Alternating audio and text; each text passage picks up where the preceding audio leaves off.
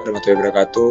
Perkenalkan, nama saya Lukman Hidayat dengan NIM 2019 10 50 10 Di sini dan pada kesempatan kali ini saya akan menjelaskan tentang keterkaitan program food estate dan ketahanan pangan dengan perencanaan tata ruang serta hubungan dengan aspek pertanian atau agrikultur.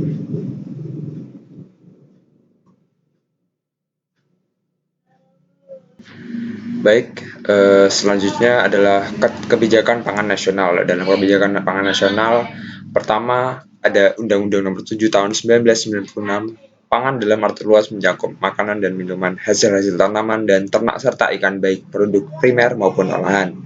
Dengan definisi pangan seperti itu, tingkat ketersediaan pangan nasional untuk konsumsi diukur dalam satuan energi dan protein pada tahun 2003 sebesar 3076 KKAL atau kapita per hari dan 76,54 gram protein per kapita atau per hari. Angka tersebut telah melebihi standar kecukupan energi dan protein yang direkomendasikan dalam Bidang Karya Nasional Pangan dan Gizi 7 tahun 2000 masing-masing sebesar 2.500 kalori per kapita atau per hari dan 55 gram protein per kapita atau per hari. Selanjutnya dalam Undang-Undang Nomor 18 Tahun 2012, Sistem Pangan Nasional menempatkan kedaulatan dan kemandirian pangan sebagai spirit fondasi dalam melaksanakan pembangunan pangan nasional. Kedaulatan negara dan bangsa dalam menentukan kebijakan dan sistem pangan dilakukan untuk menjamin terpenuhnya hak atas pangan bagi rakyat dengan mengutamakan potensi sumber daya lokal. Berdasarkan Undang-Undang Pangan Nomor 18 Tahun 2012, penyelenggaraan pangan dilakukan dengan berdasarkan asas kedaulatan, kemandirian, ketahanan, keamanan, manfaat, pemerataan, berkelanjutan, dan keadilan.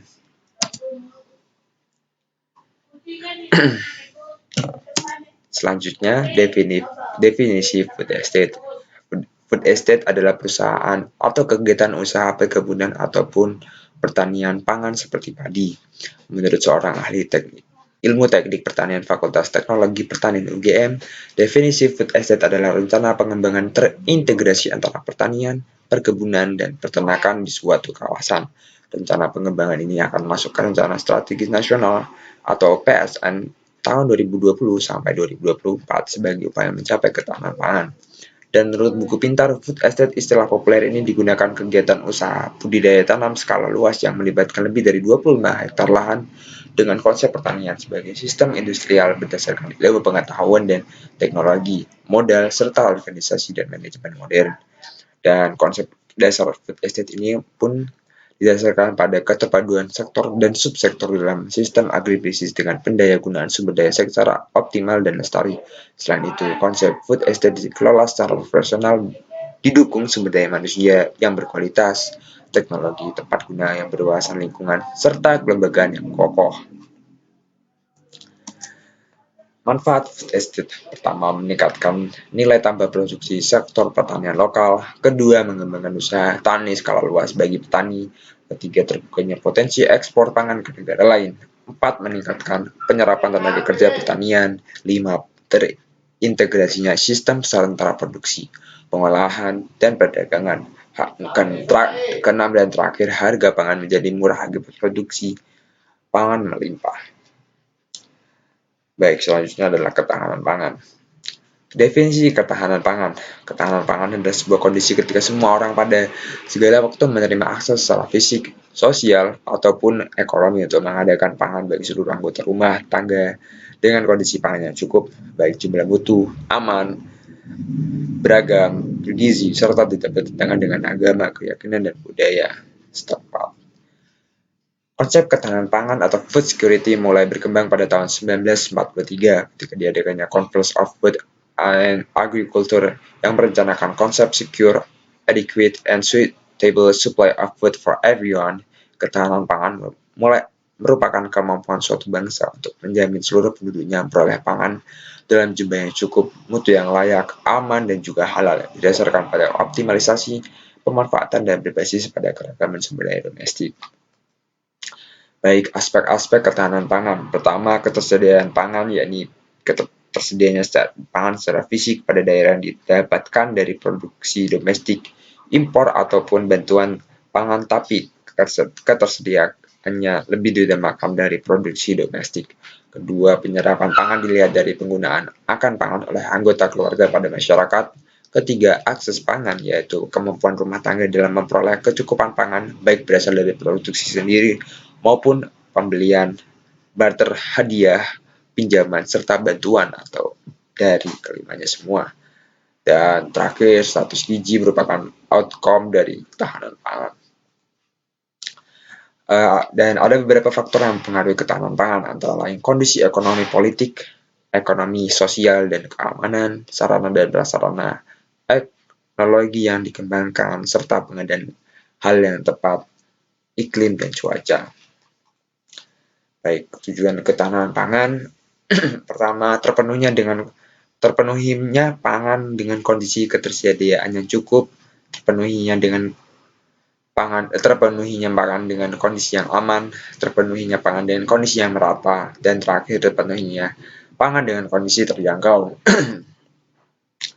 Manfaat ketahanan pangan yang pertama ada pertumbuhan ekonomi dan penciptaan lapangan kerja, pengurangan kemiskinan, dan ada peluang perdagangan, peningkatan keamanan dan stabilitas global, dan terakhir peningkatan kesehatan dan perawatan kesehatan. Selanjutnya adalah keterkaitan program food estate dan ketahanan pangan dengan perencanaan tata ruang serta hubungan dengan aspek pertanian atau agrikultur. Tata ruang sendiri memiliki definisi adalah wujud struktur ruang dan pola ruang yang disusun secara nasional, regional, dan lokal. Tata ruang erat kaitannya dengan perencanaan untuk melihat struktur ruang pada kota. Pengertian tata ruang diambil dari buku pengantar Hukum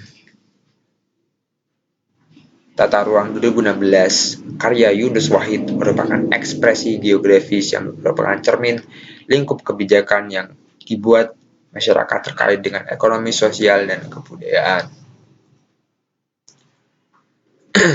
Selanjutnya adalah asas penataan ruang. Dalam kerangka Negara Kesatuan Republik Indonesia, penataan ruang diselenggarakan berdasarkan asas.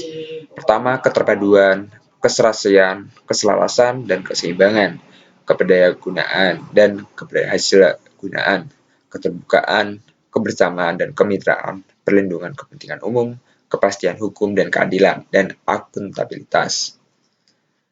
Keterkaitan dengan perencanaan tata ruang. Dalam perencanaan tata ruang atau food estate dan ketahanan pangan adalah salah satu aspek yang cukup penting dalam perencanaan entah secara pembangunan sektoral maupun non-sektoral, di mana juga terkait dengan konsep sebelumnya, yaitu kemampuan suatu bangsa untuk menjamin seluruh penduduknya memperoleh pangan dalam jumlah yang cukup, mutu yang layak, aman, dan juga halal, yang didasarkan pada optimalisasi pemanfaatan dan berbasis pada keragaman sumber daya domestik, di mana hal tersebut adalah suatu aspek dalam perencanaan tata ruang dalam suatu perencanaan.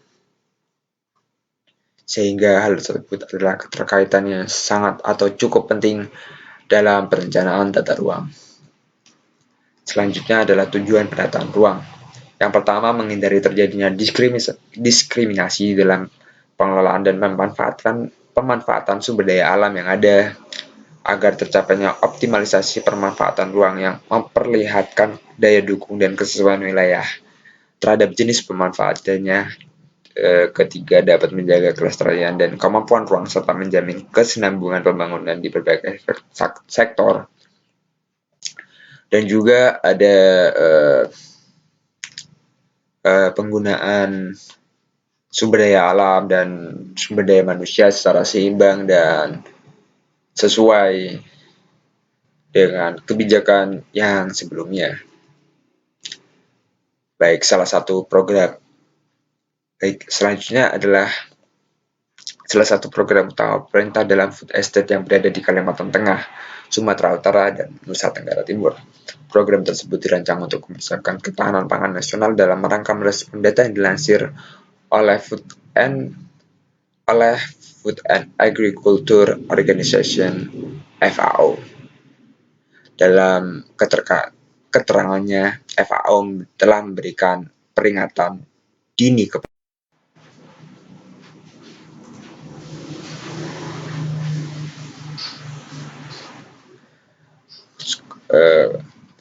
peringatan dini kepada seluruh pemimpin negara mengenai kemungkinan buruk dampak pandemi COVID-19 terhadap ketahanan pangan. Menteri Pertanian Syahrul Yassin Limpo, SYL, tak menampik jika ketahanan pangan nasional merupakan tujuan utama dari program Food Estate. Ketersediaan pangan memadai untuk seluruh rakyat menjadi fokus utama kementerian. Dan salah satu program ini adalah program yang baru-baru ini dilaksanakan oleh pemerintah dengan adanya tekanan dari COVID-19. Baik, selanjutnya keterkaitan food estate dengan tata ruang dalam aspek pertanian dan agrikultur, dan ini adalah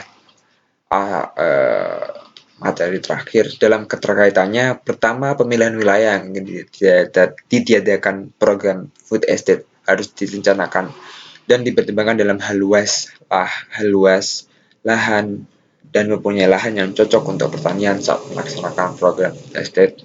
Membutuhkan lahan yang potensial, apalagi saat ini pemerintah sedang gencar-gencarnya mengadakan program kerja sehingga membutuhkan lahan yang sangat banyak saat melaksanakan program food estate, dan membutuhkan lahan yang potensial apalagi saat ini pemerintah sedang gencar.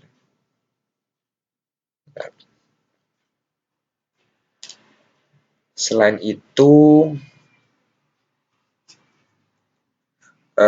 bagi lahan yang mengalami kerusakan akibat food estate harus segera ditangani karena lahan tersebut pasti masih bisa dimanfaatkan kembali dan memberikan dampak yang baik untuk kedepannya. Baik, penataan ruang adalah baik. Sekian, terima kasih. Keterkaitan program food estate dengan ketahanan pangan dengan perencanaan tata ruang serta hubungan dengan aspek pertanian, agrikultur. Jadi pada kesimpulannya, keterkaitan program food estate dan ketahanan pangan dengan perencanaan tata ruang serta hubungan dengan aspek pertanian atau agrikultur sangatlah penting dan merupakan suatu atau salah satu aspek dalam perencanaan tata ruang yang mengedepankan aspek dalam kependudukan, di mana food estate dan ketahanan pangan adalah salah satu faktor atau aspek yang penting, sehingga dalam perencanaan tata ruang menjadi proses atau berjalan dengan lancar. Baik, sekian, terima kasih dari saya, sampai jumpa.